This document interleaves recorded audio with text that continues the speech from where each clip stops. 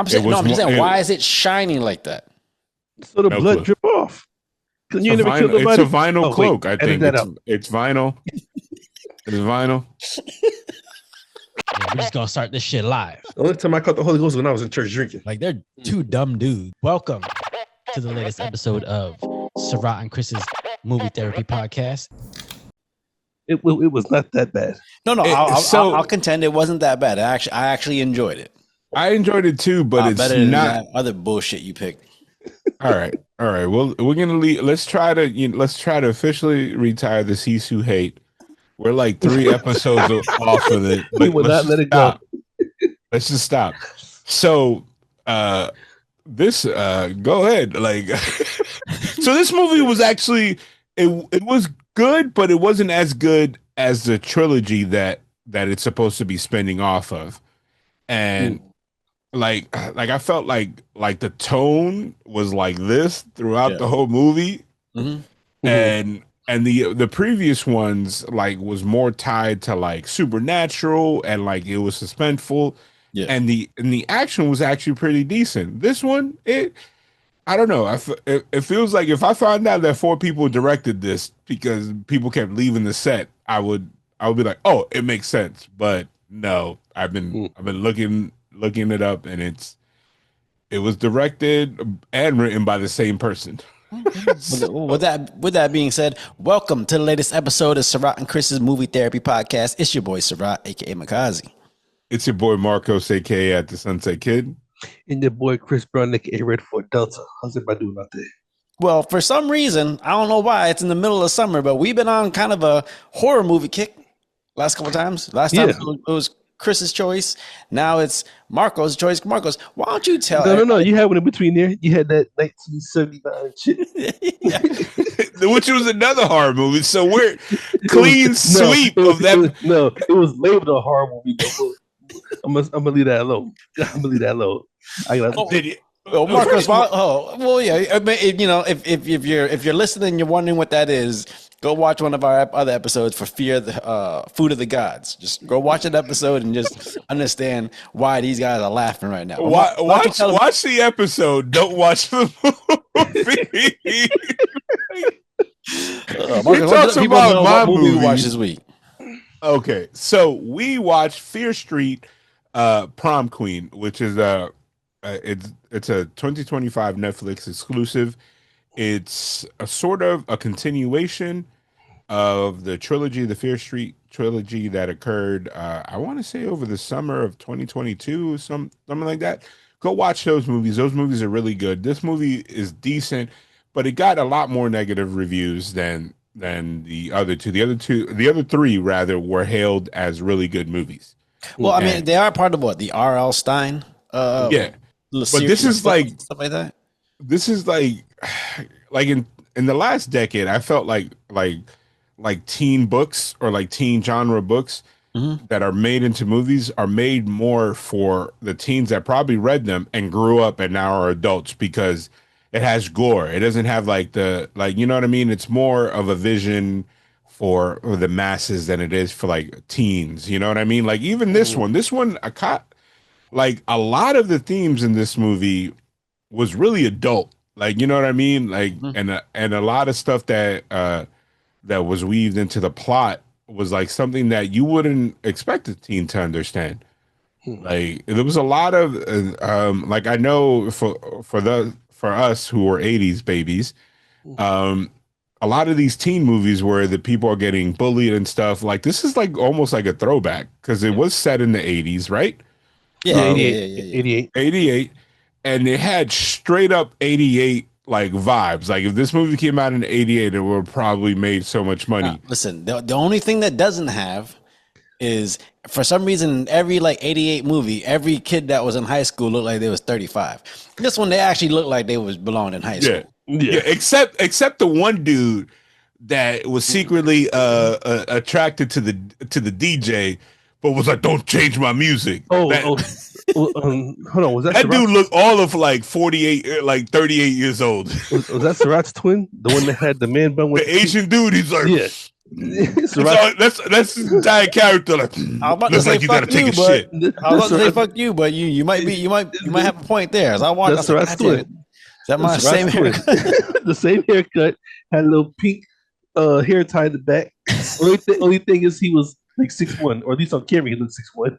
But all right, so again, this up until maybe the last 10 years, you didn't really see movies like this popping up at this time of the year. Now, Chris, are you one of those people who has to watch certain types of movies at certain types of certain times of the year? Like, are you one of those people who's like the big action blockbusters only come out during the summer? No, I just like a good movie. But I will say, I think subliminally around Halloween, I do look for a decent scary movie around that time. Yeah. I will say that. As far as the rest of the year, fuck them other months.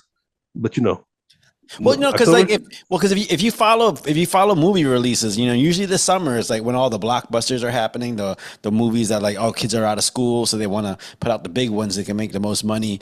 For some reason, around December, that's when all the Oscar contenders start coming out.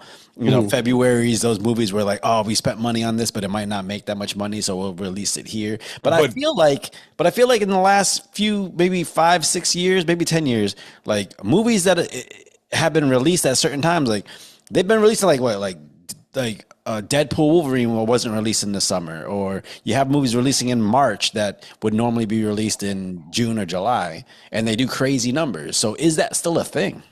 I think the definition of a blockbuster has changed. Like you said, it used to be mindless popcorn films or movies that you're like, all right, we need to get most eyes on it and the most where it makes the most sense. Yep. But I honestly now, like, here an example of it, like this week I'm gonna go see a Megan 2. It's coming out like this weekend, like the last weekend of June, and it's like, this is supposed to be a Halloween movie. The first one came out in like close to Halloween, and I found it hilarious, and it was a pretty decent movie, and I'm gonna be in to watch the second one.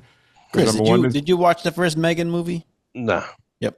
I'm right with Chris. You didn't watch it? I did. It just looks like they're trying to do a 2025 Chucky. Yeah, okay. I thought the same shit. And then they do some shit that just makes you go like, come on. It is funny. It's to the point. It's like again, I mentioned this a couple of times. Me and my wife love horror movies, so we could watch them year round. Mm-hmm. Like, and especially because, like, I think it's been longer than 10 years. I think for the last 20 years, like, Hollywood has not put out horror movies other than one or two during the Halloween season. Yeah. Previously, you used to get a bunch of them. It was like all through October, you got a bunch of movies. Mm-hmm. But now it's like that's not the case. Like all these movies, and I am very impatient. I watch things when they drop. Yeah. Like I don't like horror movies to be like, oh, let's watch them. But I do watch a horror movie each day during October. Like it's a personal thing. Like if we're friends on Facebook, you'll see that I do the 31 and 31, and I try to watch movies that I haven't seen before. And sometimes that leads me through like watching new franchises, and sometimes it's like, I realize why I never watched this movie. But I sit through them all, and it's like some are good and some are bad. And I think this one I would have not waited because it came out in May. So why am I gonna wait? It wasn't even on my radar. I had no idea. No, it was on a first page splash movie. Like this movie, that's your algorithm. Yeah, for real. Wait, it's not that you guys don't get the new releases up like where they keep showing them. Well, but depending on what your algorithm is that's what's gonna that's what's gonna pop up as like the thing that you might be interested in. So like for me, I'm getting like documentaries and food stuff. You getting you guys stuff. You didn't get the you guys haven't gotten the ads for the Charlize Theron movie, the old, what is it, the old guard 2. That's been like the number one thing they get pushed. And even if you pull up at Netflix right now, it's coming out I believe this Saturday or Sunday or something like that on the 2nd. Let's see. I'm just different because on my streaming services I literally watch when I have to watch something. Other than that, I still go watch Bounce TV. Yeah. Just regular TV. Man, Bounce TV. Watching Bounce Wild TV, and Crazy Kids. Bounce TV is just made for when you're waiting for your oil to be oil changed at the mechanic. Oh shit! Well, always let me change over here. You know what I'm saying? On my front page on Netflix, it was a bunch of documentaries that like just popped up. Like, because I just watched the one about Astro World, the Travis Scott one. That's on my feed. Bro, that one was crazy. Well, that popped up, and then the one about Karen Reed, the girl, the lady that was on trial in Boston for killing her husband or boyfriend, who was a Boston police officer. So let me ask you this: so, the Travis Scott thing, is it one of those like where it's a whole bunch of people that are like 4 degrees separated from Travis Scott, or is it a full investigative that you actually have key individuals that are part of the case and the lawsuit? It's more about people who were experiencing Astro World that day. Some of them were survivors. Some of them lost friends and things like that. But it's not really. There's not really a lot of people who are attached to Travis Scott or anything like that. It's more like investigators, people who used to work for Live Nation, things like that. Like, are you familiar with the Astro World tragedy? Nah, this is all new to me. He had a concert. He does the Astro World Fest in Houston. Does he still do it? I don't know. After this, I don't know. But like the way they had the setup that year, like there was like it was like pretty much like a stampede or something like that, but people were getting crushed on the staging and all that stuff, and like the concert was still going on throughout the whole thing. Yeah. Oh, So, yeah, I heard about that. While all that's going on, you got people getting pulled out, getting CPR done on them, all this different shit. It's crazy because you watch it and you're like, in this section, people are fucking getting crushed and all this shit, and then all these other sections, everybody's jumping around, bouncing around, like they don't realize what's happening. That's one of my biggest fears, like being crushed. Man, listen, I bet you people look at you and say the same thing. No. This guy, I set you up for that. I set you up for that. They say Kirby. No, I like Kirby. I like hey, don't hate. I like wearing light colors. It looks good on my complexion. No, it's one of those things that like you ever seen like disaster movies or like even superhero movies when people run, it's like nobody cares. Like you see people like in a lot of horror movies, if there's like something that like a tragedy or like a apocalyptic movies, people that's the first people that die. They never talk about those people. Yeah, the people that got like stepped on and trampled and shit when they just don't react. And then there's the masses, like Yeah, no, there's like video footage in there where you see like the crowd swaying and you see people like just getting crushed. And they talked to some guy who like deals with like not security but like planning for like stuff like that. And he's like, he shows like this is why all of a sudden all this pressure built up over here and why people were funneling into this side and shit like that, and why all this shit was happening over there. It was crazy. Was it preventable?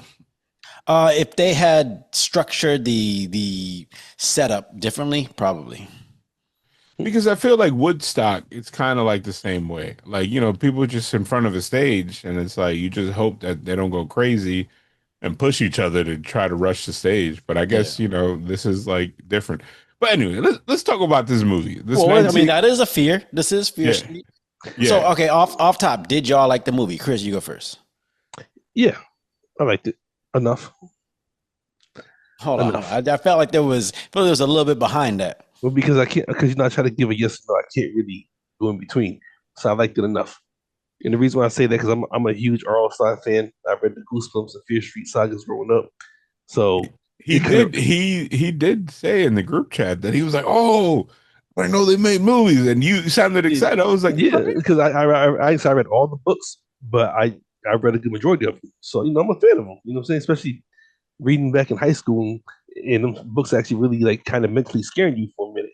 So here I am, older now, and I didn't get the same scare that obviously this movie. It's more just for entertainment. But I support all sides. I'll leave it at that. Okay. How about you, Marcos? Did you enjoy it? I liked it. I liked it for what it was. I thought it was campy. And I don't I haven't read the book, so I don't know if it was meant to be campy. You know what I mean? But like the way it was edited and like how it was shot, I think it was on purpose. That's just my opinion. Yeah, it felt like they tried to catch a specific type of tone, That was almost a caricature of the times versus actually being like a movie made in the 80s. I liked the movie. I thought there was some genuine, actual like twists that I didn't see coming. But there is one thing I just didn't like, and I don't know if y'all agree with me. But the one brother. No. Just why is the killer wearing a shiny vinyl fucking like cloak? So the blood don't get on him. Come on now. That's a giveaway. So the cloak came from the first series of movies. I'm saying why is it shiny like that? So the blood drip off. It's a vinyl cloak. I think it's vinyl. It's vinyl. We got him, guys. We got him. Get him. We got him. No, but I'm saying like, you can wear plastic, whatever. It feels like something like that, if you're actually a killer or something like that might draw a little too much attention to you. No, I definitely agree on that. And the color and everything. I mean, the material I get, but this also is all taking place once the movie all comes full circle. Yeah, it's all taking place at the school when everybody's in the gym, so they kind of got the grounds to move the way they want to. Yeah, he just looked like a serial killer from the Matrix or some shit. So where that cloak look. So I only watched this once, and I watched it with my wife, and she was entertained, but she was like, "This movie, I don't know if it was more funny than it was." She said it was definitely campy. So Tiffany, so this is a question I'm gonna ask you guys: did Tiffany know what her parents were doing, or she hated Lori so much that at the end she was like, "This is what we doing"? No, I think she knew because she said when she's talking in the closet about looking at their faces and all the blood. Because honestly, I don't know if y'all peeped it, but watching the movie, and there was cut to different scenes of the character, or as far as the caricature, whatever the fuck you must have pronounced everything. Do you know what a caricature is? I know what a fucking person is. Shit. A caricature is like you take a stereotype of someone. And you and you act like that. You're being a caricature of an actual real person. Like that's not how real people act. You're acting like a stereotype of how they act. So we call them characters. No. You would be a character, okay? If you were in a movie, you would be a character. Now, if I'm playing a character, but I'm acting like you, and I'm trying to do all your movements, whatever, I might be doing a caricature, like an over the top version of you. That's a caricature. Okay, that's for all you people that care about the explanation. Yeah, Chris don't read. No, I don't care. He just said he read. Hey, listen, he had it read to him. You had it read to him. Okay. Because there was no books on tapes back then. Ain't nobody doing R.L. Stine books on tape. They might be available now, and if they are, I'll read. I'll listen to the books. Oh man! But now, Shani, no. Oh no. We said you know. I do. Because like, I don't know if y'all peeped it or not. In some scenes, it looks like a man's body, and then in some scenes, it looks like a woman's body. But I thought that was the mom because Tiffany was never not in sight. You know what I mean? Mm-hmm. True, but there was one scene where you actually had two killers show up, and then the body falls, and the one killer on I think the right was considerably smaller than the one on the left. She had the kitchen knife, so to speak. Yeah, and the other one had the cleaver. That's why I thought it was the mom and the dad. But the mom was about the same height as the dad, which is why. So that's why I was like, that's why when I saw the kitchen knife, I was like, oh, that's another person. For a second there, I was like, oh, is this a reflection? But no, it's a different person. But that person was considerably small. So I think that the throw off is like, so that you don't know that it's Tiffany, is that when you see the mom with the kitchen knife later, you just assume, oh, that was her. There was a part that almost took me out of the film that I was like, come on. Hold on, wait. I want to know if it's the same part for me. Go. It's when the guy's hands got cut off. Oh, okay. And then he was not in shock. He walked over to the door, and it was like, I was like, bro, no way in hell. Like, you know what I mean? That first of all, blood slippery. You can't open it. No, but I'm saying the fact that he didn't go into shock and pass out when his hands got cut off. And I like that the dad was the first reveal because that dude definitely got overpowered, and it was definitely the dad. Mm-hmm. You know what I mean? Like if it was a reveal that was the daughter and the mom, then I would be like, yo, how the hell? What yoga class are they going to? That she was like, I don't know. Like when he grabbed his wrist and it was like, oh wait, time out. Let's back up for a second. If that's the case, we got 3 different weapons that was used here, right? The axe, the cleaver, and the kitchen knife. Yeah, Am I right? yeah. What if it was all three of them just at different times? Well, that's what I think. And the dad had the axe, the mom had the kitchen knife. I think the dad was the main killer. The entire like he was the one that was. I think the daughter was the one scratching the names off. When they were initially planning it, but I think it was the dad that was the one that was stalking the people. I think the dad killed the stoner, which was one of my favorite characters. I was like, damn, she didn't even. And I feel like she's somebody famous, right? And then they killed her like in the first 20 minutes. Like I feel like I've seen her in other movies. Yeah. But Chris, what part threw you off? The fucking dance battle. Thank you. That reaction alone says it for me. It was like they was even voguing. They were just out there shaking hair and nobody. I was like, okay, what's going on here? Like, I felt like Kevin Hart. You're white. You don't dance. It's like that dance battle on what is that? Bring It On. When the white girl had to do the dance battle. I don't know, man. Shit. So I also thought that the lead character was way more like prettier than the queen bee. Like I was just like it like to me it hit on the trope from like the 90s. Like, oh no, she's ugly. She got a ponytail.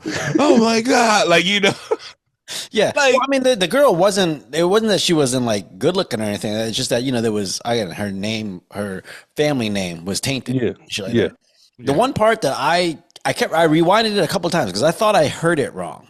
Because like this one point where the mom's talking to the daughter and she says, the only person you have to beat is Tiffany Falconer, and I was like, okay, cool. And then all of a sudden, they go to the door and the other friend shows up and she goes, oh, hi, Mrs. Falconer, whatever. And I was like, I thought I heard it wrong. I'm like, did the person say the wrong name or whatever? And all this stuff. So I rewinded it like 4 or 5 times, but then I realized, oh, she's just saying, the only person you need to beat is yourself because you better than special.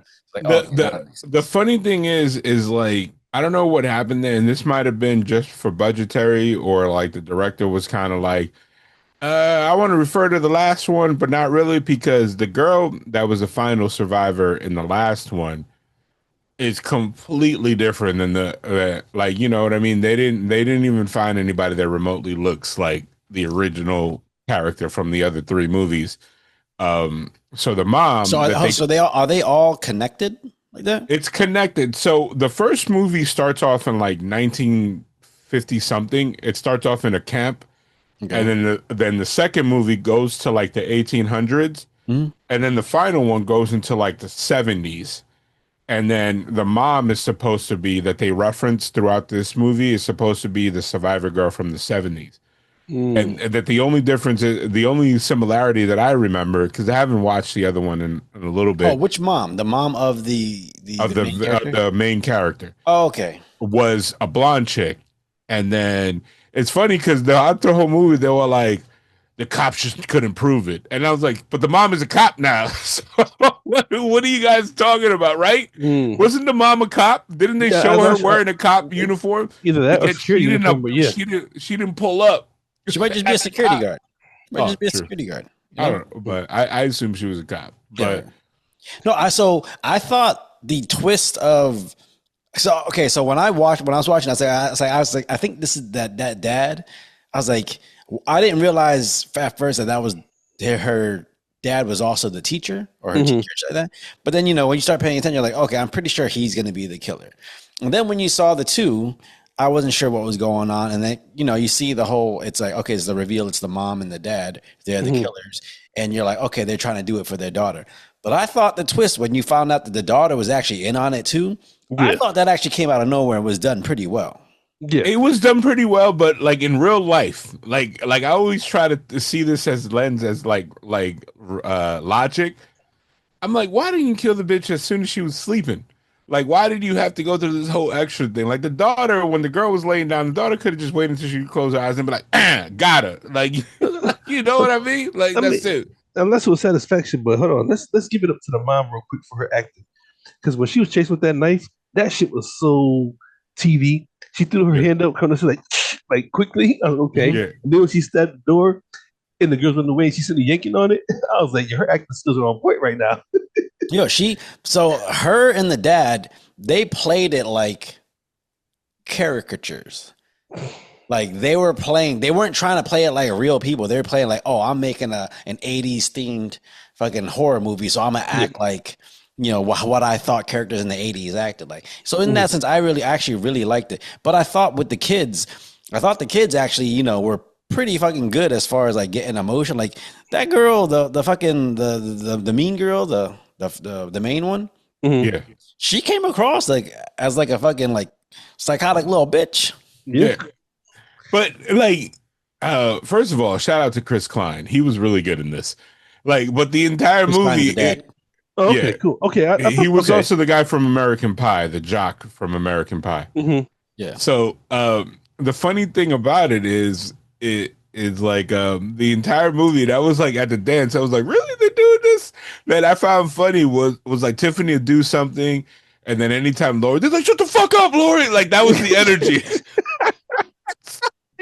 Like when she threw the drink in the girl, and then like nobody reacted. They're like, oh, it's just dead stuff. But somebody puts a head in the punch, and they were like, fucking Lori. No, they did blame Lori, but it was her friend, the prankster. Right? Yeah. Was there sexual tension between them? No, I don't think there was. I just think her friend was like, we're outcasts. That's what we gonna be. And Lori was like, bitch, I'm trying to just live my life. Like I'm not trying to be the killer's daughter. The way she asked her is like, hey, are you still gonna be my date for the dance? It just came across like, she views her friend as more than just a friend, even though the friend doesn't view her as that way.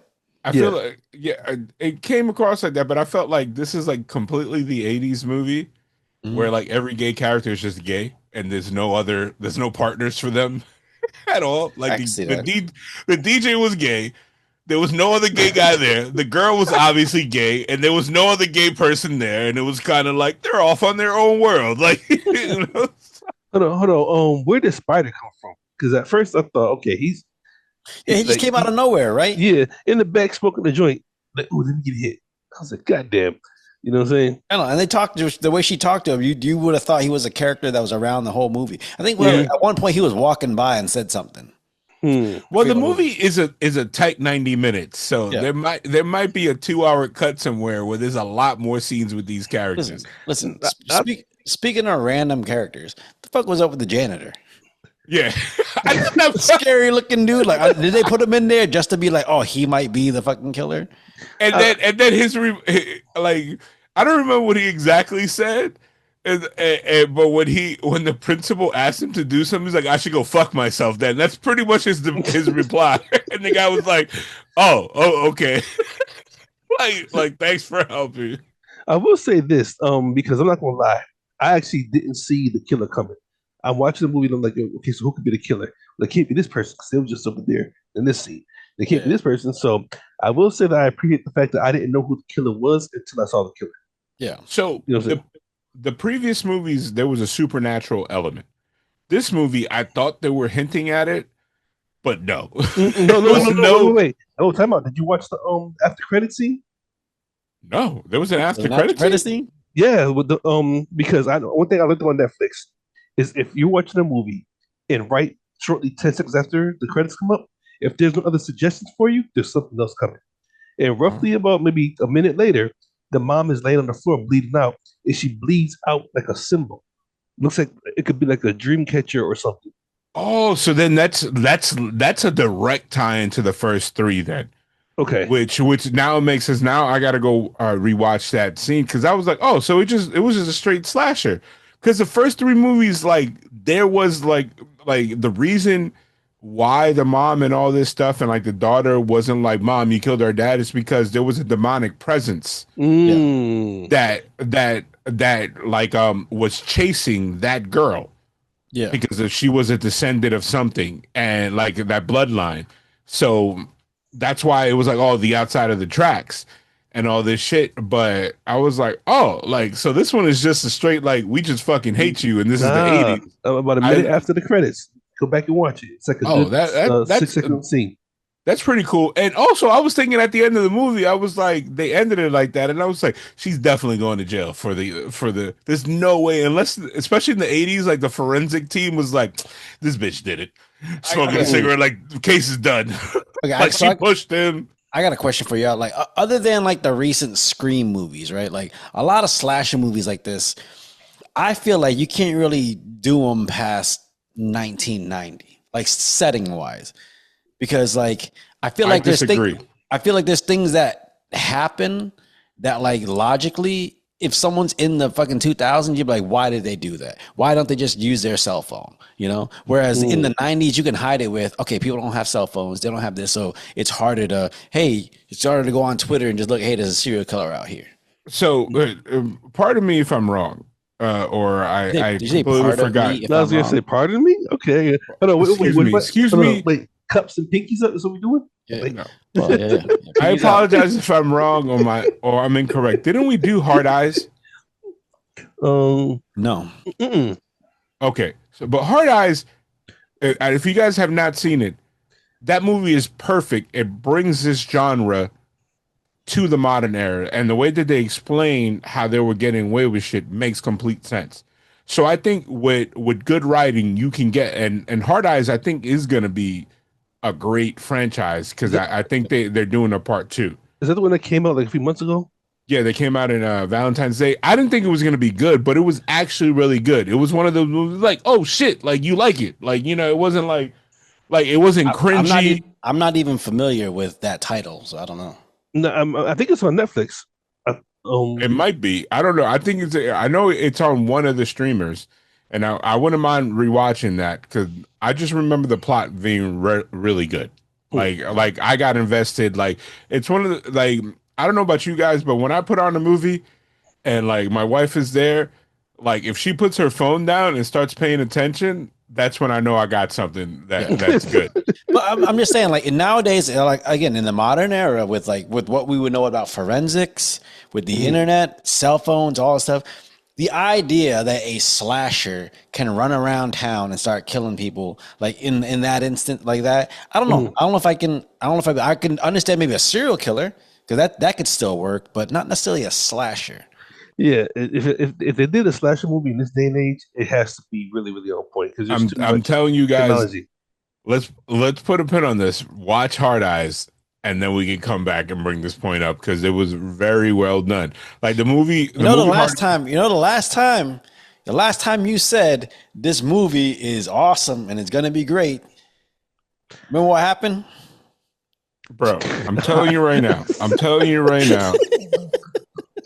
I said we're not even going to bring it up. We're not going to bring it up because I said, "Oh man," I said we're not doing this. Oh man, no, I'm game. I'm game for that. But like, yeah, no, like because like, what other movies have those kind of tropes? Like you can only really set them during a certain era because they just don't work past a certain era.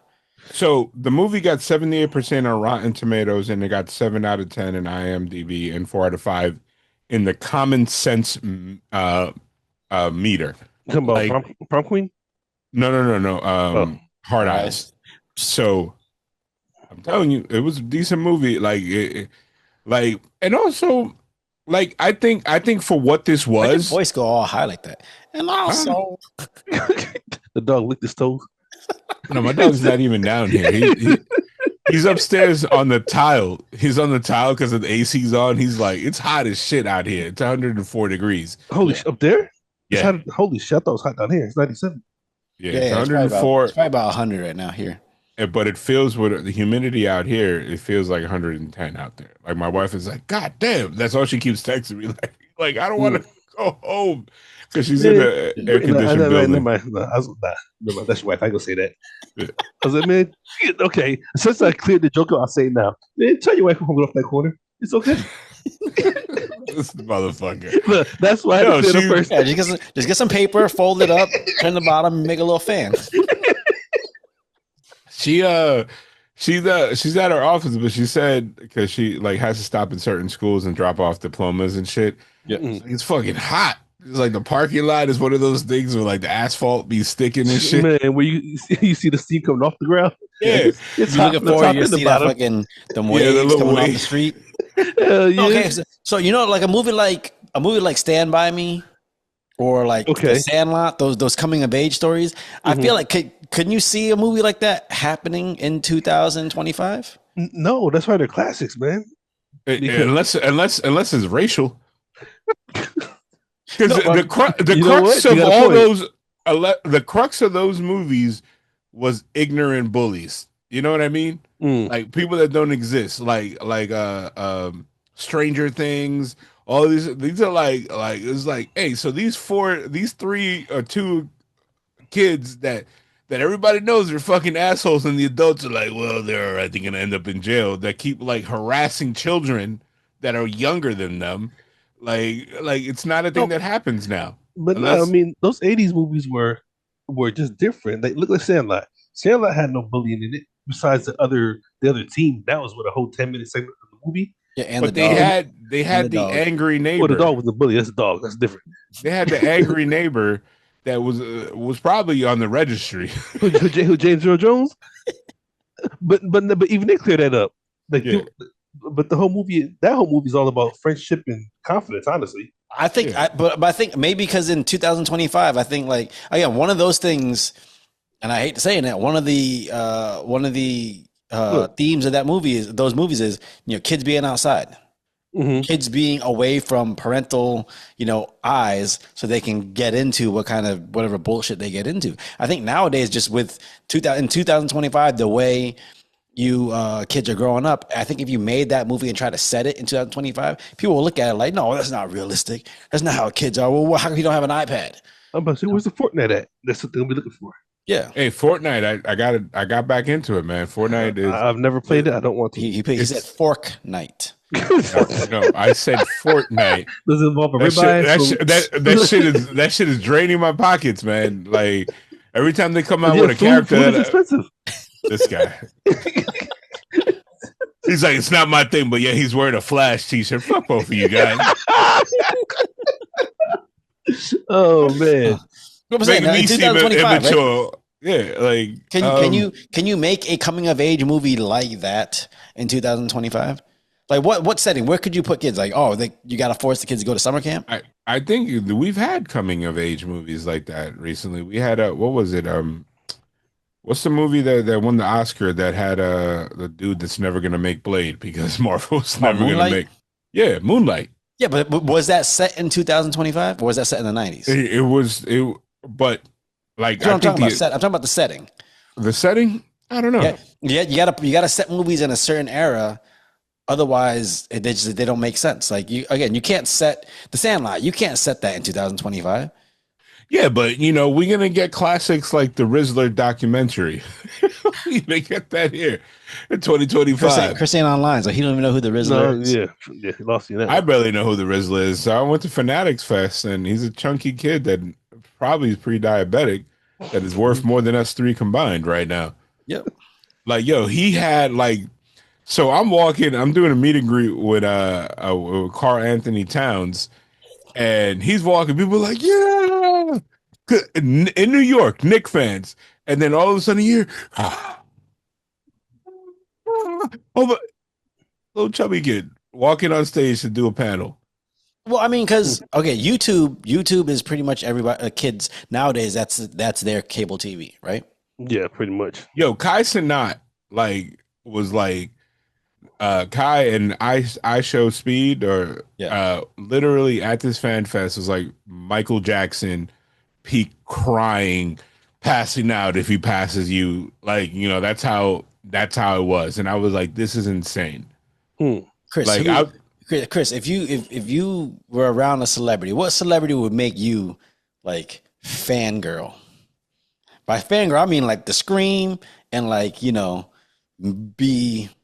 It's hard for you to ask a guy because I almost fangirled for The Rock. Nah, honestly. Okay, you know what? For Ronald McDonald, bro. This man always goes for the low hanging fruit. Like Like he says this as he's wearing a Bruce Lee T-shirt. Look how tall he is. He can't reach shit with the low hanging fruit. Listen. If I saw Ronald McDonald, I'd be like, "Oh shit, they brought him back." I don't know if they get a whatever. Don't lie. If you saw Ronald McDonald, you'll fucking cry because you said you're afraid of clowns, motherfucker. No, that's the one clown I get an autograph from. He give a Big Mac too. Oh man! He created the Big Mac. He good in my book. If I fangirled on anything, it probably, which I mean, I can't even say I do it for being Mexican. That's my favorite rapper. But probably Pink. I probably like fold like a little baby. I probably then you get arrested. I probably I don't know. You talking about Pink the artist? Yes, like I got a weird crazy crush on the girl. So like everything's pink. Like the closest thing to wow. The closest thing to fangirling that I got was like when the reaction was great.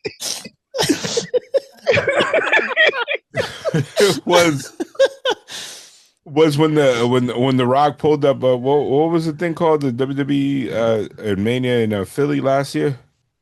Access. Yeah, whatever Access, whatever they call it, something like that. Yeah, WWE World. So, we were in the back, right? And then like a calmness happened. Like everybody was like, chill. And then they were like, he's here. And everybody knew immediately who they were talking about. And so he came in through the back and then like walked out towards the stage. And I go, and like, everybody's like, oh, Rock. I go, hey, Rock. He turns and looks at me. He's like, what's up, man? And I froze. Like, like the fuck. I was just like, oh, like he actually acknowledged me. He responded. Yeah, I was like, what did I do? And then and he's like, all right. That's hilarious. Oh man. Okay. So getting back to the movie, one thing that happens with movies like this, and I don't know how realistic it is. Maybe because kids are assholes, but like they be making fun of people or bullying people for some traumatic shit. You a loser because your mom stabbed your dad. Wait. Let's to get to that real quick. Was that the whole series, the thing of the movie? Because I thought they didn't have a prom because of that situation. This is their first one since. All right, so what is going on is like the town is divided into two towns. And at this point in the 80s, it's no longer divided. It was like the rich and then the other side of the tracks. Because remember that the mom referred to like, if your mom didn't crawl from the other side of the tracks and try to go with your dad, we wouldn't have this mess. And it was like, and the other side of the tracks was where the murders happened in like the 1600s or whatever, or the 1800s. And then it happened again in like the 1950s. And so, like in the 70s, they were like, oh, you're from that part of the town? Nope. Nobody wants anything to do with you because your town is cursed because people are like poor or they're killers. So you can't put both of those in the same category. Bro, it's this is because you curse, because you either poor or you a killer. And I think you would like the third one in the series. There's a black kid character that's in it. That this kid has more. Chris, I'm. You. This kid has the most common sense I've ever seen in any character in any horror movie. He's like, nah, I ain't doing that shit. Like he was calling shit out. Like, wait, you want me to do what? So he was better than the old dude in Friday. You want to do something, man? No. Yeah, like. I don't know why you come around here messing with these people. Get your ass up and get a car.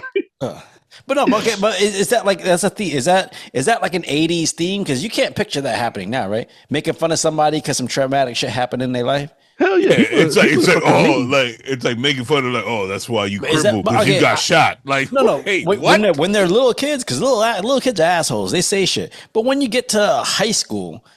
Are kids still doing that? Are they still making fun of people? But, oh, yeah, your mom died when you was 11. I know. First of all, in the 90s, kids, even though half the kids were on public assistance, including myself when I was young, like it's wild to me that you used to make fun of people because they had less than. And then it's So, motherfucker, you live in the same building than I do. Yeah, Like, you know, for like, real. like, and when everybody was off it's like all of a sudden people are not calling each other poor. It's like, wait, like we all were in the same circumstance, and now, well, we can see who actually changed, like who went to college and who still lives in the same building. Nobody's saying nothing because it's fucked up. Look, man, but in high school, like, you remember that shit, test tube baby? That was the most fucked up shit I've ever heard in my life. Or like you don't even know who, or like you don't know your daddy. Like, I would go to some friends' houses, and I'm talking these friends had the best Jordans on, the crisp jeans, best shirt, and I'm wearing, my cousin's hand-me-downs, you know what I'm saying, the case may be. And I get to their house, but wait a minute, you got a futon cover on the floor at your bed? I got a box spring in rails at my house, you know what I'm saying?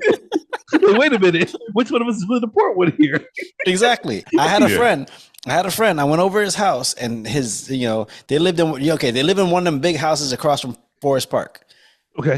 You know where the entrance to Forest Park is, Chris? You know those big ass. Oh yeah, definitely the whole area. Yeah.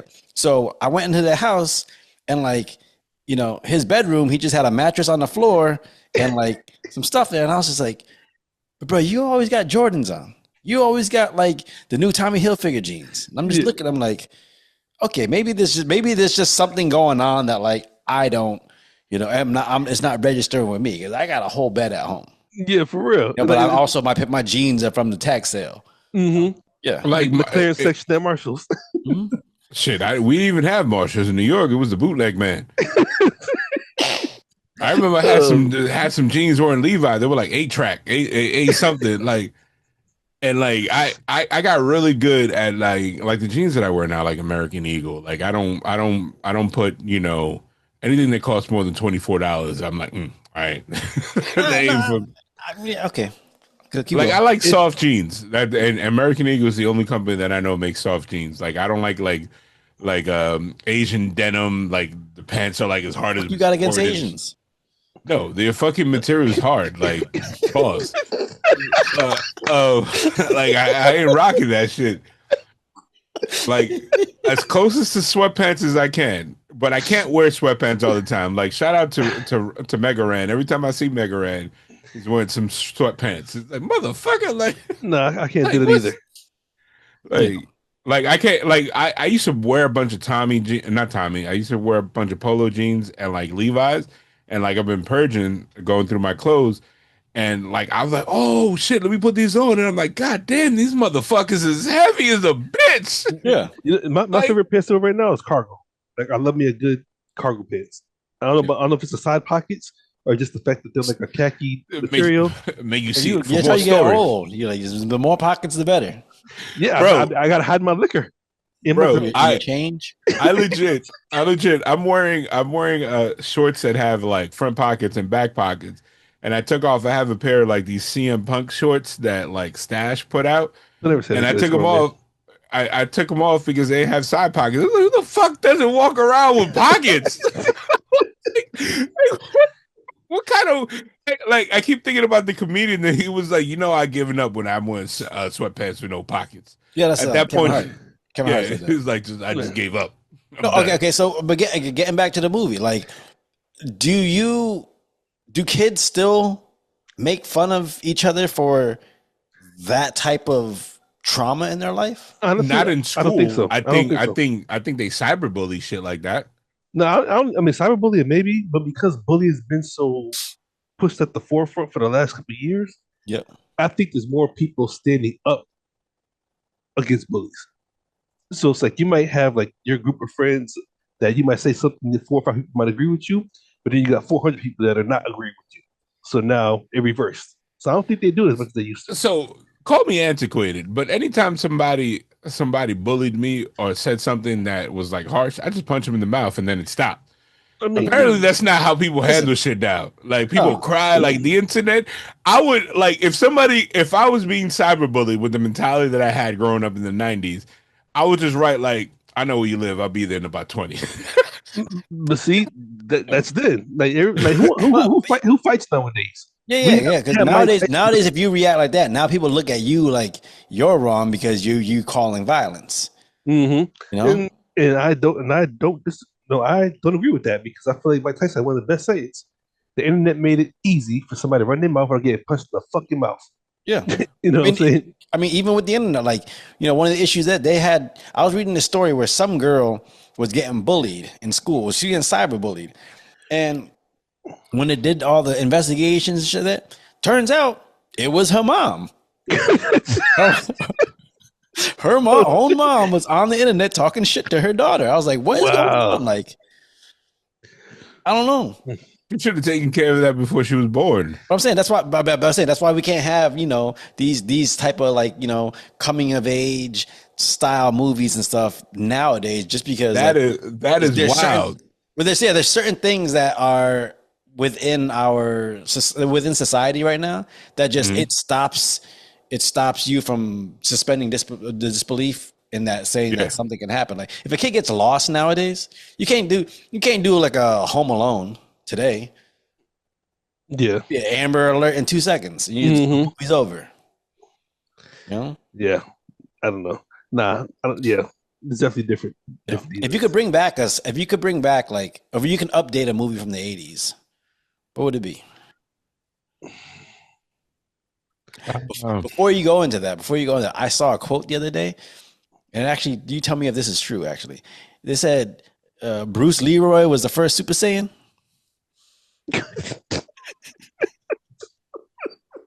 Because he got the glow. Yeah.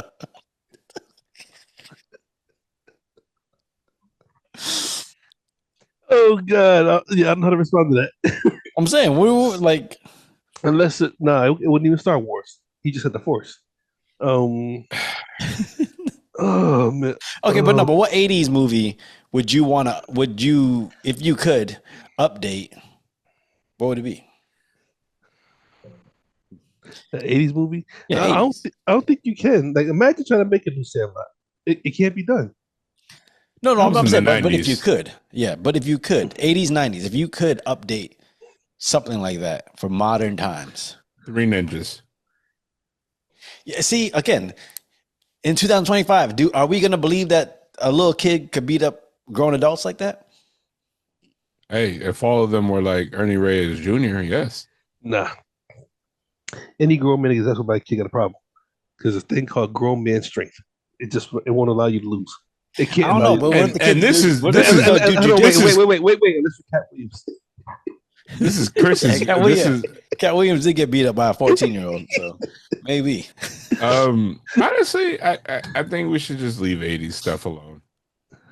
Like I would have said Superman, but I'm already getting that. Like, you know what I mean? Movies like that, I'm already getting Batman. Like, I don't want to see him remade. I just want to see a different story with today's technology. And I know, like, I'm 43. Maybe when I'm 65, I'm going to be like, man, you know what they need to do? They need to do that Batman, that Superman that I saw in 2025 with today's technology, where you in the movie flying with him. Like, I don't fucking know what's going to happen in 20 years. Like, Nah, I don't know. Because, okay, Terminator 2, in my opinion, one of the best movies ever created. No, that movie stays the way it is. Okay. What I'm saying is, if they were to make a remake of not adding another movie to the franchise, just remaking Terminator 2 with today's society, do you think it could work? Another big dude, motorcycle, shotguns, riding through the gorge in LA and all kind of shit. The homeboy picking up dude off the dirt bike on a motorcycle. First of all, it would have been on a Cybertruck, and the kid would have been on a quad. Yeah. And that's why it doesn't make sense, because that shit is just gay. And the best part of that whole movie was the kid from Salute My Shorts holding it down like a G, not snitching on his homeboy when the cop came through. When the T-1000's like, hey, have you seen this kid? He's like, nah. Straight face, he walked off like, go, go, go. The speed runner would beat Usain Bolt as the bad Terminator.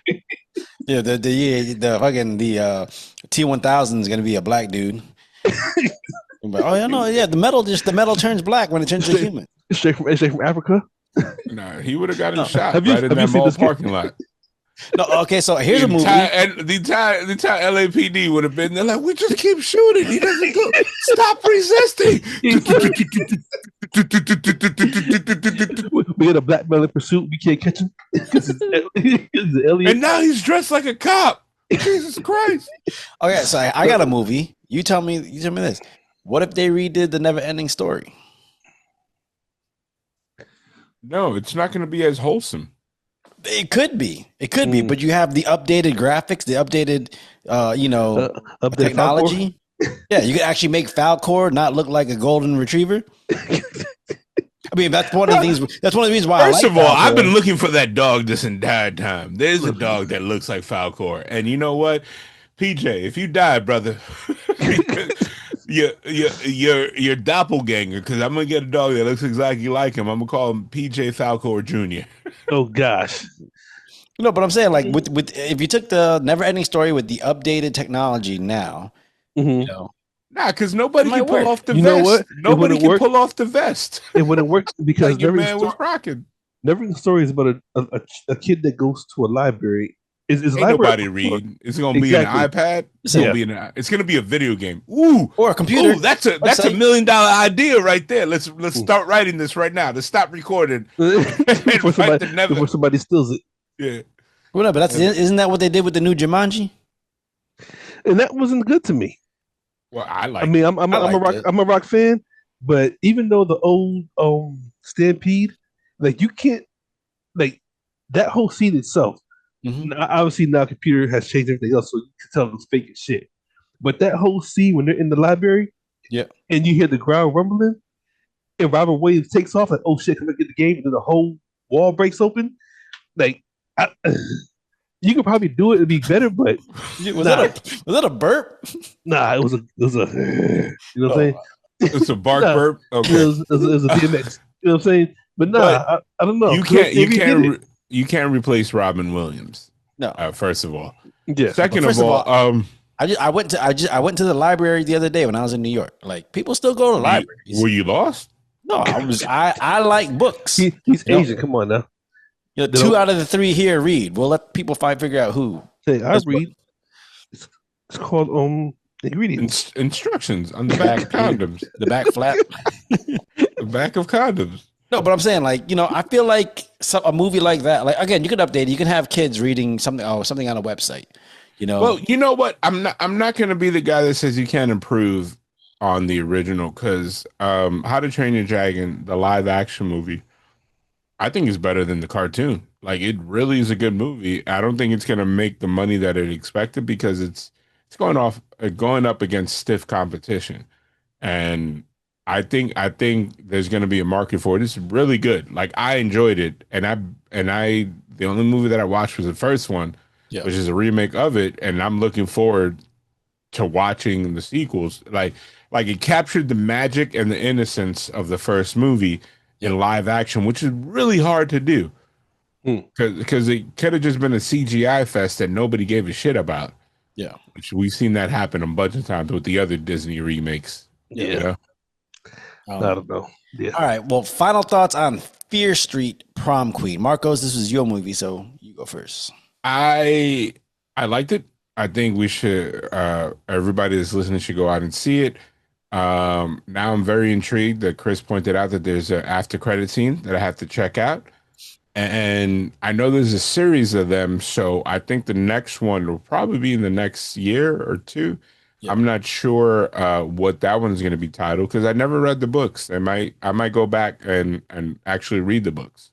What about you, Chris? Yeah, I liked it. Like I said, I liked it enough. Talking about it more, maybe see more things about it. I don't think it would have did good in theaters, but I do think it's good for a home couch movie, a home couch thriller. Here's the thing. I like the movie. I actually enjoyed it.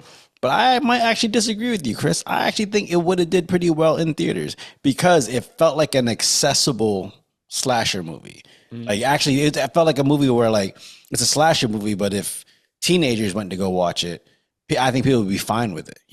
It might be something that actually registers with, high school kids that aren't necessarily looking for. In what part of the country? Fires. Wyoming. What? I said, in what part of the country? Wyoming. No. Everybody in Jersey going to see that shit. Suburbs. Suburbs, and not everybody's trying to watch, Medea 25. No, look, we talked about Straw. That was a pretty damn good movie. I actually need to check that out. What movie? I heard Straw. Yeah, I found out. I found out the twist, and I'm like, No, I mean, I ain't gonna put too much time into it because of the internet. The internet spoiled everything. I mean, they do. That's why you gotta stay off of it. Only tell you what's internet's for porn. That's it. I'm saying, but he doesn't even listen to our podcast. You heard him? He's like, oh, so it's just for porn. That's not internet. That's a part of that. That's my lifestyle. You know what I'm saying? But nah, Straw it's different. I mean, it's just an emotional ride. I'll put it to you like that. Anybody that comes from a single parent background that has been through some shit is gonna identify with that movie. Yeah. You know what I'm saying? Yeah. But that's that. But yeah. I don't know. The suburbs, yeah, maybe. I still think because the movie made it a point to step into the 80s and try to create that era. That's why, like, when you watch it, it's a little more digestible, because you're like, okay, people don't normally act like this, but they're trying to do like the 80s kind of thing, so you kind of accept it. And I think with doing that, you might be a little more like, people might be a little more open to the story. Anyways, all right, well, that's the latest episode of Surratt and Chris's Movie Therapy Podcast. Once again, it is your boy Surratt, aka Makazi. It's your boy Marcos, aka at the Sunset Kid, and Chris. I thought he just threw up, and it was like, let me do my outro. No shit, the cat running around my goddamn feet. Oh, I thought you said you shit yourself. It's like, damn, I shit myself. I want to sit on camera. On the cat. Oh, I shit myself on the cat. Nah. Like, the cat is like, what the fuck? Man. Nah, rain smells. Yo, Chris Brown, aka Red Fort Delta, man. Shit. Enjoy the rest of your day. All right, we'll catch y'all later. I'm a warrior.